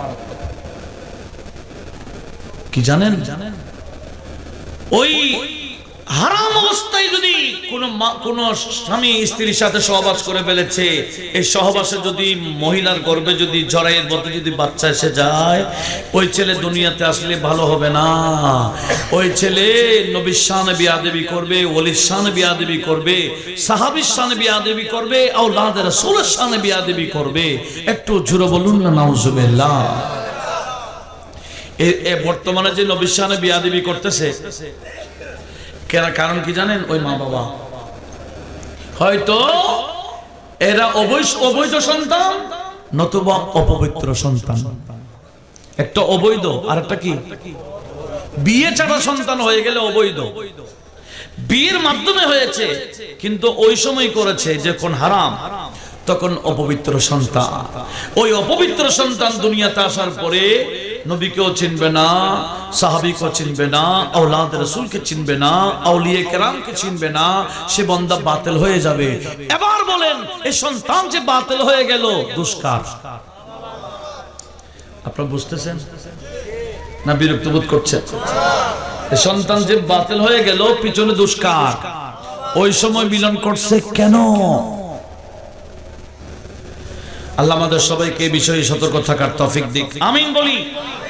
লক্ষ্য করুন, আমি যে বিষয়টা আপনাদের সামনে উপস্থাপন করতে চাই, ছেলে মেয়ে দুনিয়াতে আসার আগ থেকে ছেলে মেয়েদের হক রয়ে গেছে। এখনো বাচ্চা দুনিয়াতে আসে না, এরপরও ছেলে মেয়েদের ভালো হওয়ার জন্য মা বাবার অনেক কাজ আছে। ছেলে মেয়ে দুনিয়াতে এসে গেল, তখন তার এক নম্বর কাজ কি? আসার পরে ছেলে মেয়েদেরকে গোসল করিয়ে তার কানের মধ্যে আজান শোনাইতে হবে, ঠিক কিনা? সে তার কানে যখন আজান শোনাবে, ওই ছেলে বলবে, হ্যাঁ আমি তো ইসলাম ধর্মে তো আমি আগমন করেছি, আলহামদুলিল্লাহ। ওই ছেলে মেয়েকে কি শোনাইতে হবে? আজান। শুধু তাই না, এমনকি একজন বুজুর্গ একজন আল্লাহওয়ালা বান্দার কাছে নিয়ে গিয়ে সর্বপ্রথম মুখের মধ্যে খাবার উঠাইতে হবে। আপনি এই ছেলে আসছে মধুটা খাওয়াই দি, একজন ওই ছেলে মেয়েকে মধু খাওয়াইছে বেনামাজি, এটা প্রভাব থাকবে। আপনি একটু খেয়াল করুন, গুরুত্ব দেন। মধু খাওয়াইছে কে? সুদখোর, ঘুষখোর, হারামখোর, বদকার, বেনামাজি, বেপরদা। ওই রকম পুরুষ হোক নারী হোক, প্রথম যখন খাবারটা খাওয়াইলো, মধু হোক, খেজুর হোক, মিষ্টি কিছু খাওয়াইছে আর কি, তাহলে এটার প্রভাব ওই ছেলে মেয়েদের পড়ে। সেজন্য সাহাবায়ে কেরাম বাচ্চা হলে গোসল গাসল করাইয়া আমার নবীজির দরবারে নিয়ে আসতেন। আর আমার নবীজি কি করতেন? খেজুর নিয়ে চাবাইয়া নরম করে ওই বাচ্চাদেরকে খাওয়াইতেন। এটার নাম তাহনিক, তাহনিকুল মাউলুদ বলা হয়। এই ছেলে মেয়েদেরকে সর্বপ্রথম যে খাবার খাওয়ায়, এই খাবার যদি কোনো বুজুর্গ আল্লাহ ওয়ালার মাধ্যমে হয়, এই প্রভাব ছেলে মেয়েদের জীবনে পড়বে। ওই ছেলে মেয়েরও আল্লাহ ওয়ালা হওয়ার বড় একটা সুযোগ পেয়ে যাবে। তাহলে এইটা হক আদায় করতে হবে না? কি বুঝতেছেন? এগুলা কি নরমাল ওয়াজ? অনেক গুরুত্বপূর্ণ ওয়াজ। এগুলো আমাদের জীবনের জন্য অনেক বিষয়। যারা এখনো বিয়ে শাদী করেন নাই, এখনো বাচ্চা কাচ্চা হয় নাই, বা যাদের বাচ্চা ভবিষ্যতে হবে, এখনো আমল করার সুযোগ আছে কিনা? আপনি বলে আমি তো বুড়া হয়ে গেছি, না, বুড়া হয়ে গেলে আপনার নাতি তো আসবে, আপনার নাতনি আসবে, আপনি নাতি নাতনির ব্যাপারেও আপনি উদ্যোগ নেন। কথা বলুন, ঠিক কিনা? এরপরে ছেলে মেয়েদের চুল কাটতে হবে, চুল কেটে মেপে সে পরিমাণ রূপা সৎকা করে দিতে হবে। কয় দিনে চুল কাটে? 7 দিনে, 14 দিনে, 21 দিনে, যত দিনে বলেন। ডাক্তার যদি মন নিষেধ করে বলে এখন চুল কাটা যাবে না, সিজার হয়েছে, সমস্যা আছে, হ্যাঁ, যতদিন পরে চুল কাটবেন না কেন, সর্বপ্রথম চুল যেগুলো মাথায় ছিল, মায়ের গর্ভে থেকে যে চুলগুলা নিয়ে আসছিল, এই চুলগুলা যত ওজনের তত পরিমাণ রূপা সৎকা করে দেওয়া। এটা ছেলে মেয়েদের বিপদ থেকে ছেলে মেয়েদেরকে রক্ষা করার বড় একটা মাধ্যম। এখন আছে এগুলা? হ্যাঁ, ক্লিনিক আছে ওখানে। এই চুল যে ওজন করে যে রূপা স্বর্ণ সৎকা করতে পারলে তারও বেশি ভালো। হাদিসে পাকে রূপার কত আসছে দেখেন। এই রূপা সৎকা করে দেওয়া, যেমন হুজুর করিম সাল্লাল্লাহু আলাইহি ওয়াসাল্লাম ফাতেমাতুজ জাহরা রাদিয়াল্লাহু তাআলা আনহাকে বলেছিলেন যে হযরত ইমাম হাসান যখন দুনিয়াতে আসছিলেন, আমার নবীজি হযরত ফাতেমাকে বলেছিলেন, ইহলাকি রাসাহু ওয়া তাসাদ্দাকি বিজিদাতি শারাতি ফিদ্দা। আই ফাতেমা, আমার এই নাতনির চুলগুলা ফেলে এগুলা ওজন দিয়ে শত পরিমাণ রূপা ফিদ্দা সৎকা করে দাও। একটু জোরে বলুন না সুবহানাল্লাহ। এই যে নবীজি করেছেন কেন? আমাদের কি শিক্ষা দেওয়ার জন্য, আমাদের ছেলে সন্তানের জন্য এই কাজ করার দরকার আছে কিনা? এই পরিবেশ আমাদের দেশে আছে? এটা তো ইসলামী নীতি। এখন তো ইসলামী নীতি নাই, হিন্দু নীতি সব আমরা ঢুকাই দিছি। বিয়ের মধ্যে ছেলে সন্তান হওয়ার পরে, তারপর বিয়ের মধ্যে, জন্মের পর, ইন্তেকালের পরও অনেক কুসংস্কার আমরা ভিতরে ভিতরে ঢুকে ফেলতেছি, কথা বলুন ঠিক কিনা? আল্লাহ আমাদের এই মুসলিম মিল্লাতকে হেফাজত করুক। বেদিনী কালচার থেকে একটু আওয়াজ দিয়ে বলুন না আমিন। এরপরে 7 দিনে হোক, 14 দিনে হোক, 21 দিনে হোক, ছেলে হোক মেয়ে হোক, তাদের নামে আকিকা করা। কি করা? জানের বদলা জান কোরবান করে দেওয়া।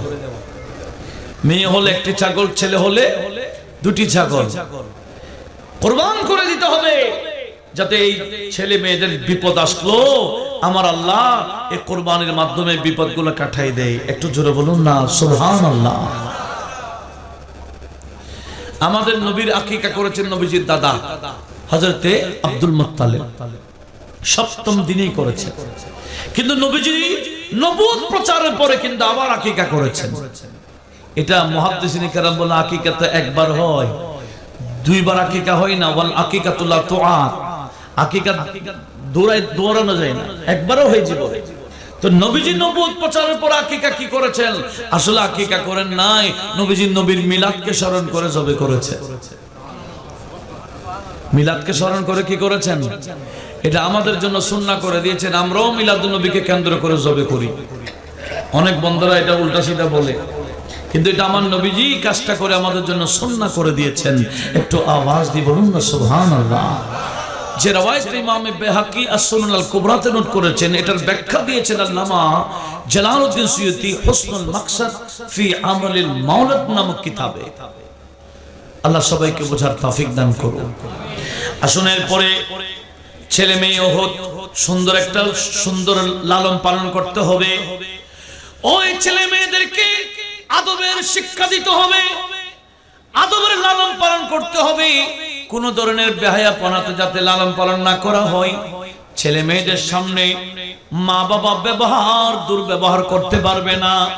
ছেলে মেয়েদের সামনে মা বাবা গালি দিতে পারবে না, ফাহেসা গালি। এখন মা বাবা ফাহেসা গালি দেয়, ওই ছেলে মেয়ের নতুন কথা শিখতেছে, নতুন কথা ওগুলা দিয়ে শিক্ষা দেয়। কথা বলুন ঠিক কিনা?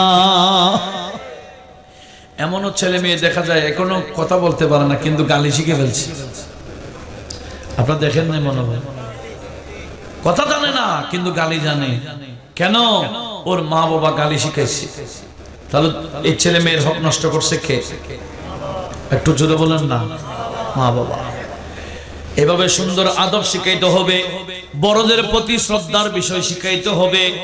এমনকি নবীজির প্রতি মহব্বত, নবীর আওলাদের প্রতি মহব্বত ছোটবেলা থেকে ওই মা বাবা আপন ছেলে মেয়েদেরকে নবীর প্রতি মহব্বতের শিক্ষা, নবীজির উপর দরুদ শিক্ষা, নবীজির উপর নাত শরীফের শিক্ষা, নবীজির মহব্বতের শিক্ষা, নবীজির আওলাদ রাসূলের মহব্বতের শিক্ষা ছোটবেলা থেকে শিখাই দিতে হবে। এটা ছেলে মেয়েদের হক। এই হকটা মা বাবাকে আদায় করতে হবে। জোরে বলুন সুবহানাল্লাহ। এখন নবীজির মহব্বতে কিছু করতে গেলে তো বেদাতের ফতোয়া আছে কি না? মহব্বতে কিছু করতে গেলে কি বেদাত বেদাত বেদাত। নবীজির মহব্বতে মিলাদুন নবী করেন, বেদাত। নবীজির মহব্বতে চুমু খান, বেদাত। নবীজির মহব্বতে সালাতু সালাম দেন, বেদাত। এই করেন, সব বেদাত। এরা নিজেরও মাহরুম, ছেলে মেয়েদেরকে মাহরুম করছে। কথা বলুন ঠিক কিনা? কিন্তু আমাদের উচিত হবে যেভাবে হযরত আনাস বিন মালিকের আম্মা হযরত হুমায়সা কুনিয়াত উম্মে সুলাইম, হযরত আনাস বলেন, আমি ছোট ছিলাম, মাত্র 10 বছর ছিলাম, শুনতেছি নবীজি মদিনা থেকে মক্কাতে আসতেছে। আমি নবীকে কখনো দেখি নাই, কিন্তু নবীজির আশিক হয়ে গেলাম। আমি বাচ্চা। কেন?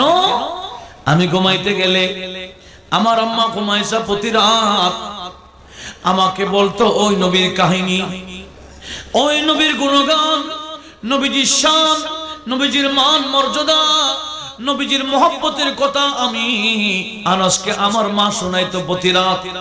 কিন্তু আমি ওই নবীকে দেখি নাই। আমার মায়ের জবানে নবীর শান শুনতে শুনতে আমি বাচ্চা হলেও আমার কলবে নবীর প্রেম সৃষ্টি হয়ে যায়। আমি আনাস বারবার চেষ্টা চালাচ্ছি কখন আমি মক্কায় গিয়ে ওই নবীকে দেখব। আবার মনে মনে আশা করছিস ওই নবী যদি আমাদের এই ইসরাবে আসতো আমি ওই নবীকে দেখতে পেতাম।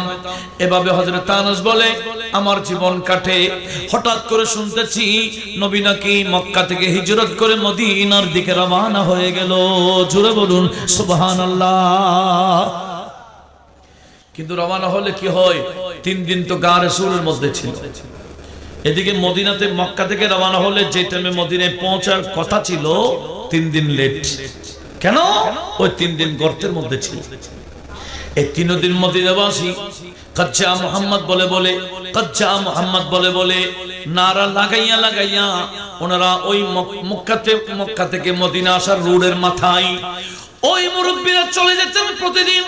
হযরত আনাস বলেন বাচ্চারাও নবীকে দেখার জন্য চলে যেত।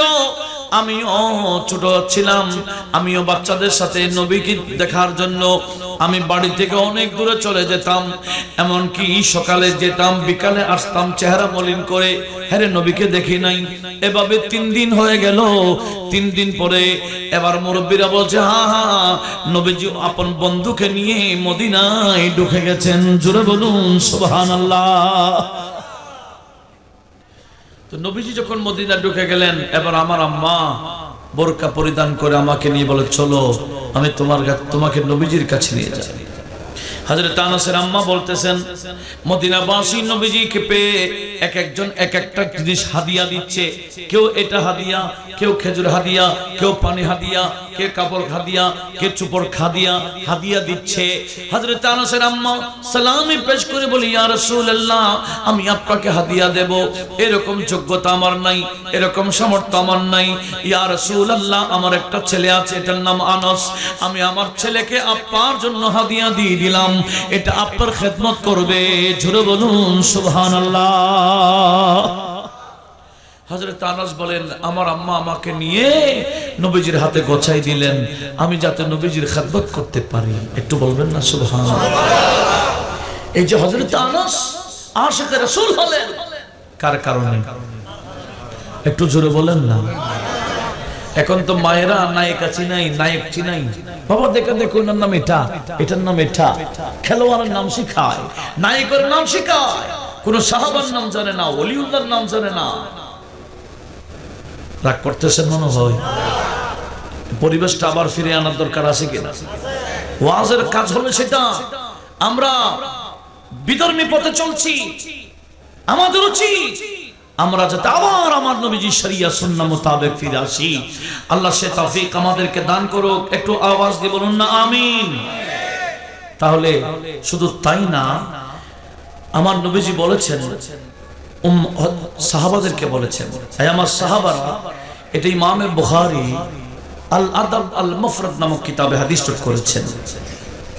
নবীজি বললেন বাররু আল আবা ওয়াল আবনা,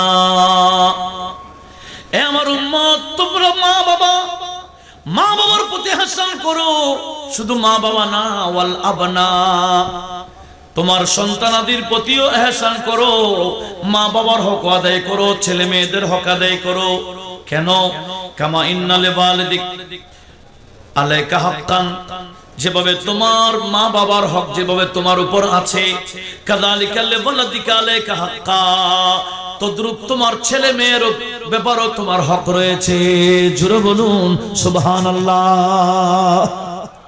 যেভাবে তোমাকে মা বাবার হক আদায় করতে হবে ঠিক তেমনি ভাবে তোমার ছেলে মেয়ের হক আদায় করতে হবে। একটু জোরে বলি না সুবহানাল্লাহ। এখন কার হক কি আমরা নিজেরাও জানি না।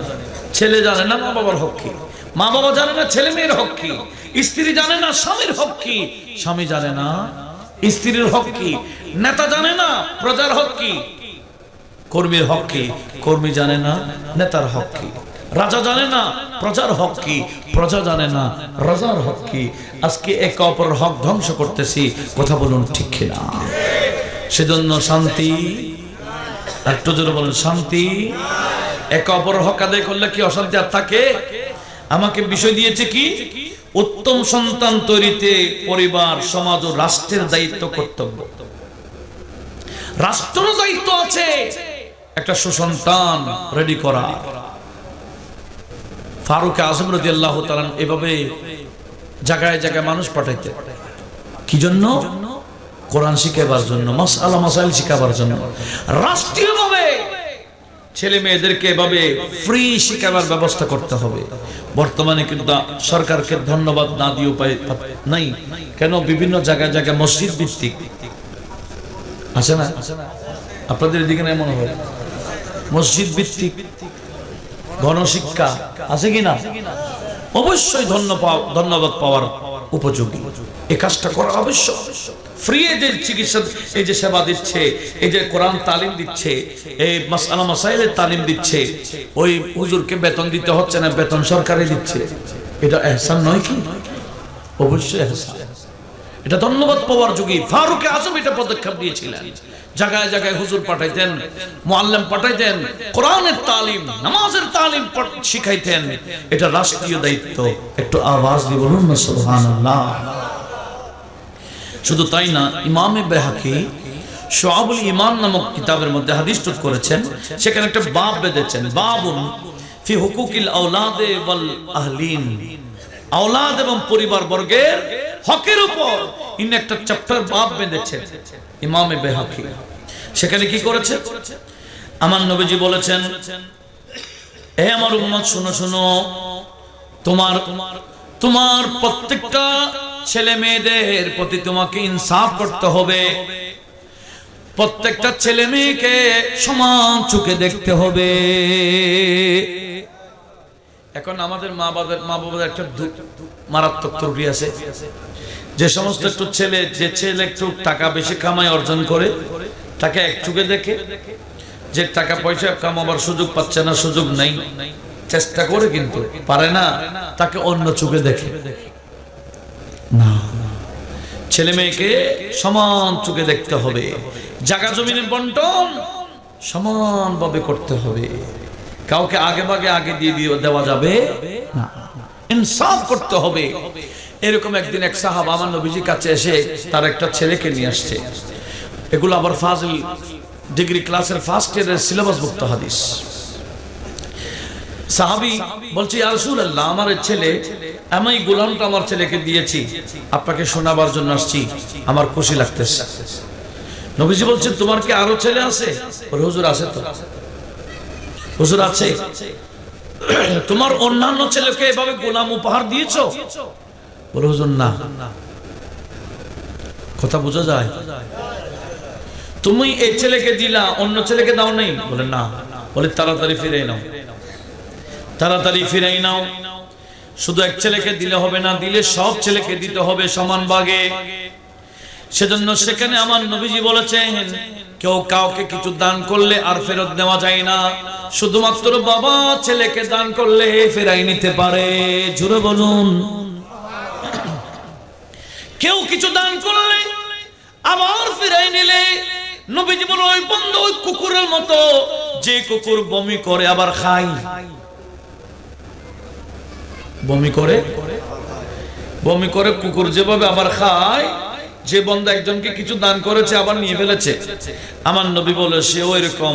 তবে বাবা ছেলে কিছু দান করলে এটাকে আবার ফিরাই নিতে পারে। এটা বাবার জন্য আমি রাসূল ইখতিয়ার দিলাম। একটু জোরে বলুন না সুবহানাল্লাহ। বলছে, তুমি তোমার ছেলের গোলামটা ফিরাই নাও, তোমার বাকি ছেলেকে যেদিন দিতে পারবে সেদিন সবাইকে দিও, এর আগে নয়। এভাবে নবীজি ইনসাফ কায়েম করেছেন। একটু আওয়াজ দিয়ে বলুন না সুবহানাল্লাহ। ছেলে মেয়েদেরকে দেখেন, আমি ফকি আবুল্লাহ সামরকন্দি রাহমাতুল্লাহ যে কিতাবটা কেন সামনে রেখেছি, এখান থেকে একটা রাওয়ায়াত আপনাদেরকে শোনাচ্ছি। সেটা দেখেন, ফকি আবুল্লাহ সামরকন্দি বলছেন, সামিতু আবি, আমি আমার বাবা থেকে শুনেছি। ইউহকি আন আবি হাফস আল ইস্কান্দারি, আবু হাফস থেকে আমার আব্বা শুনেছিলেন, একটা বর্ণনা করেছেন ঘটনা। ওকানা মিন উলামাই সমরকান্দ, আবুল হাফস উনি সমরকান্দের বড় আলেমদের মধ্যে একজন ছিলেন। আন্নাহু আতাহু রাজুলুন, ওনার কাছে একজন মানুষ আসছিলেন। ফাকালা ইন্না ইবনি দারাবানি ওয়া আওজানি, বাবা হুজুরের কাছে এসে বিচার দিচ্ছে, হুজুর আমার ছেলে আমাকে মেরেছে, আমাকে আঘাত করেছে, আমার ছেলে আমাকে মেরেছে, আমাকে কি করেছে, আঘাত করেছে। তখন হযরতে আবু হাফস আল ইস্কান্দারানি উনি বলতেছেন, হাল আলিমতাহু আল আদাবা ওয়াল ইলমা, আপনি কি আপনার ছেলেকে আদব এবং ইলম শিখাইছেন, শিক্ষা দিয়েছেন কি? ক্বালা লা, হুজুর আমি তো আমার ছেলেকে আদব এবং ইলম শিখাইতে পারি নাই, দি নাই। তখন ক্বালা ফাহাল আলিমতাহুল কুরআনা, আপনি কি আপনার ছেলেকে কোরআন শিক্ষা দিয়েছেন? দেখেন যে কোন সমস্ত কোন বাবারা মার খাইবে, আমি আপনাদেরকে এই বিষয়টা বলে দিচ্ছি, আপনাদের বিরক্ত লাগতেছে আমি বুঝি, এটাই বলে আমি শেষ, আর সামনে যাব না, এটাই বলে শেষ। কি বলছে? আপনি মার এমনি খান নাই, আপনি ছেলেকে ইলম শিখাইছেন, আদব শিখাইছেন, কোরআন শিক্ষা দিয়েছেন? উনি বলতেছেন না। বলে ফাইয়ুল আমাল লি আমাল, সে কি কাজ করে? আপনার ছেলে করে কি? ক্বালা আযরা, ক্ষেত করে। কি করে? চাষাবাদ করে, ক্ষেত করে। ক্বালা হাল আলিমতা লি আইয়ি শাইইন দারাবাক, হাল আলিমতা আপনি কি জানেন লি আইয়ি শাইইন দারাবাকা, কি কারণে আপনার ছেলে আপনাকে মেরেছে? ক্বালা লা, উনি বলেন না তো। কেন আমার ছেলে আমাকে মেরেছে আমি জানি না। তখন ওই আল্লাহ বড় আলেম আবুল হাফস ইস্কান্দারানি উনি বলতেছেন, ক্বালা ফাল আল্লাহ হিনা আসবাহা ওয়া তাওয়াজ্জা ইলা যারা ওয়া হুয়া রাকিবুন আলাল হিমার ওয়াস সাইরানে বাইনা ইয়াদাইহি ওয়াল কালবু মিন খালফিহি ওয়া হুয়া লা ইউহসিনুল কুরআন ফাতাগান্না ওয়া তাআররাত লাহু ফি যালিকাল ওয়াক্ত ওয়া সান্না আন্নাকা বাকারাতান ফাদারাবাকা। কি বলছে জানেন? বলে আমার ধারণা আপনার ছেলে চাষ করার জন্য যাচ্ছে। কিভাবে বলছে? তাওয়াজ্জা ইলা যারা, সে ক্ষেতের দিকে মুখ করেছে ক্ষেত করার জন্য। ওয়া হুয়া রাকিবুন আলাল হিমার, সে একটা গাধার পিঠে ছিল। ওয়াস সাইরানে বাইনা ইয়াদাইহি, তার সামনে দুইটা কি ছিল? ওই বিরিশ গরুরি। আচ্ছা, ওয়াল কালবু মিন খালফিহি, তার পিছনে একটা কুকুর ছিল। সে ছিল গাধার উপর, পিছনে কুকুর ছিল, সামনে কি ছিল? গরু। আর আপনি সেই সময়, সে তো কোরআন জানে না, আপনি তাকে তো কোরআন শিখাই নাই, সে কোরআন তো পড়তে জানে না, সে এমনি গান গাচ্ছে। গান তা গান না, সে কি করতেছে? গুনগুন গুনগুন গুন। আমার ছেলে ভাইয়েরা হিন্দি গান গায় না, বিচ্ছেদি গায় না? ওই ছেলেকে তো আপনি কোরআন শিখাইন নাই, সে বন্দা গান গাচ্ছে। আর সেই সময় আপনি তাকে কি যেন বলছেন, সে তো ওই ধ্যানে আছে, গান গাচ্ছে, গানের ধ্যানে আছে। ফাসান্না আন্নাকা বাকারা, আপনি এসে যখন সামনে দাঁড়ায় গেলেন, সে আপনাকে খেয়াল করে নাই, সে আপনাকে গরু মনে করছে। তখন দারাবাকা, সে আপনাকে মারছে। আসলে আপনাকে ইচ্ছা করে মারে নাই, গরু মনে করে মারছে। একটু জোরে বলুন নাউজুবিল্লাহ। এবং কি উনি বলছেন, ওই আলেম ইনাকে বাবাকে পরামর্শ বলছে, ফাহমিদিল্লাহ, আপনি আল্লাহর তারিফ প্রশংসা করেন। হাইসুলাম ইয়াকসির রাসাকা, ভাগ্যিস আপনার মাথা ফুটাই নেই। ওই ছেলে চাইলে আপনার মাথা ফুটাই দিত। কোন সময় ছেলেকে কি শিখাইতে হয়, কখন কি করতে হয়, আপনি এটা শিখেন নাই কেন? মার এমনি খান নাই, আপনার খাসলতে খাইছেন। কথা বলুন ঠিক কিনা?